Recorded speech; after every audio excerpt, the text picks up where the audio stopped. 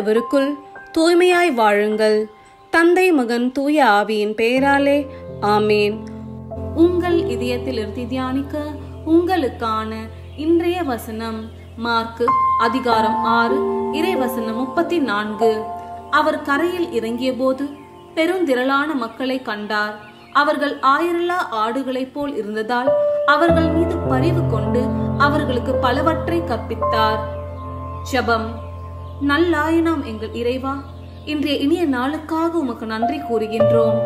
அப்பா, அன்று பெருந்திரளான மக்களை நீர் கண்டபோது நீர் களைப்புற்றிருந்தாலும் ஆயனல்லா ஆடுகளைப் போல அவர்கள் இருந்ததை கண்டு அவர்கள் மேல் பரிவு கொண்டீர். நாதா, இன்றும் எங்கள் மேல் பரிவு கொள்வீராக. உம்மை விட்டு அகன்று சென்று ஆயனல்லா ஆடுகளைப் போல அலைந்து திரியும் எங்கள் மேல் பரிவு கொண்டு உம் மந்தையில் சேர்த்துக் கொள்வீராக.